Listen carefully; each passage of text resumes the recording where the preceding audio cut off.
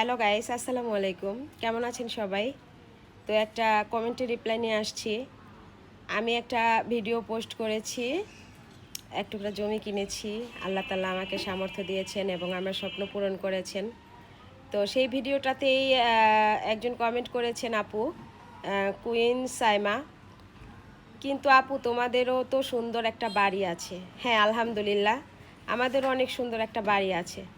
তবে সেই বাড়িটা কিন্তু আমার স্বামীর বাড়ি, আমার নিজের বাড়ি। এটাও আমার নিজের বাড়ি, স্বামীর বাড়ি মানেই নিজের বাড়ি, তাও আমি মানি। এখন কথা হচ্ছে কি, যে স্বামীর বাড়ি, সে তো স্বামীর বাড়ির একটা আলাদা সুখ, আলাদা শান্তি। নিজের স্বামীর বাড়ি, আলহামদুলিল্লাহ, আমি অনেক হ্যাপি আমার স্বামীর বাড়ি আছে। আমার স্বামীর বাড়ি, আল্লাহ তাআলা ওখানেই আমার শেষ নিঃশ্বাস ত্যাগ করার সুযোগ দিক। আমি যেন ওই বাড়ি থেকে লাশ হয়ে বের হই। এটাই আমার স্বপ্ন, এটাই আমার আশা। আমার স্বামীর বাড়ি আমার শেষ ঠিকানা, এটাই আমি জানি। তবুও একটা কথা থাকে না, নিজের বাবার বাড়ি যাদের না থাকে, বাবা কিছু রেখে না যায়, ভাইয়ের বাড়িতে পরিণত হয়, ভাইয়ের বাড়ি থাকে, সেখানে গেলে ভাইয়ের বউ কপাল ঘুচে থাকে, ভাইয়ের বউ দেখতে পারে না, কেন আসে আমার বাড়িতে, কিসের ননদ মনদ এসে ঝামেলা করে, সে যেন না আসে আমার বাসায়, হাজব্যান্ডকে বলে। তারপরে ভাইও বিরক্ত হয়, বারবার বোন গেলে বাজার করে খাওয়াতে হয়, বা বোন রুমে থাকে গ্যাঞ্জাম করে, বোনের ছেলেমেয়েরা দুষ্টামি করলে সেগুলোও। যাই হোক, সবার ভাই তো আর ভালো হয় না, সবার ভাই তো বোনদেরকে ওইভাবে দেখেও না। তো আমার ভাই এমন একজন ভাই, যে কি না কোনো দিন কখনো নিজের বোনদেরকে নিয়ে এতটুকু ভাবে না। হ্যাঁ, এতটুকুও না। ভাগনা ভাগ্নি বোন এদেরকে কখনো ওইরকমভাবে দেখে না।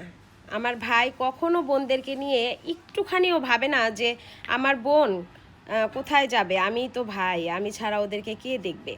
আমাদের যেহেতু বাবা নাই, আমাদের ভাই বোনদেরকেই মিলেমিশে থাকতে হবে, বা আমার বোনরা কোথায় যাবে, আমার বাড়িতেই তো আসবে, এরকম কখনো আমার ভাই চিন্তা করে না।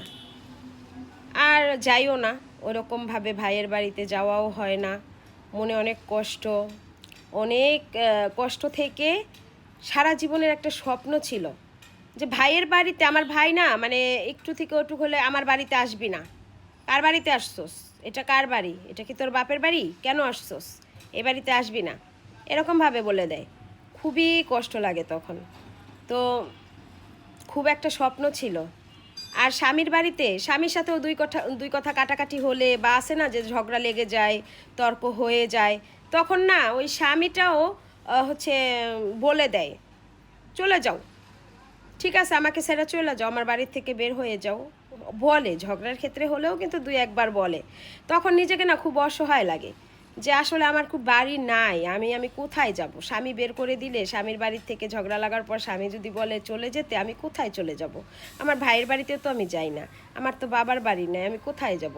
তো সেই থেকে একটা স্বপ্ন যে আমার নিজস্ব, একদম নিজের নামে আমার নিজের একটা বাড়ি হোক দুনিয়ার উপরে। মেয়েদের তো বাড়ি বলতে শুধু কবর, কিন্তু কবরে তো আর যখন তখন চাইলেও যাওয়া যায় না। কবর তো আর মন চাইলেই যাইয়া উঠা যায় না, ওটা আল্লাহর ইচ্ছায় হয়, আর একবারই যায় মানুষ। তো দুনিয়ার উপরে খুব ইচ্ছা ছিল যে আমার নিজের নামে নিজের একটা বাড়ি হোক।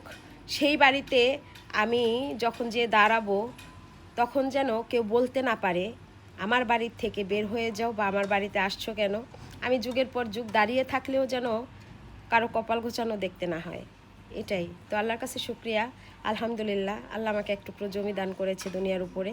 সেই জমির উপরে আমি খুব শীঘ্রই একটা ছোট্ট একটা কুঁড়ে ঘর হলেও তৈরি করব, আল্লাহ আমাকে যদি তৌফিক দান করে।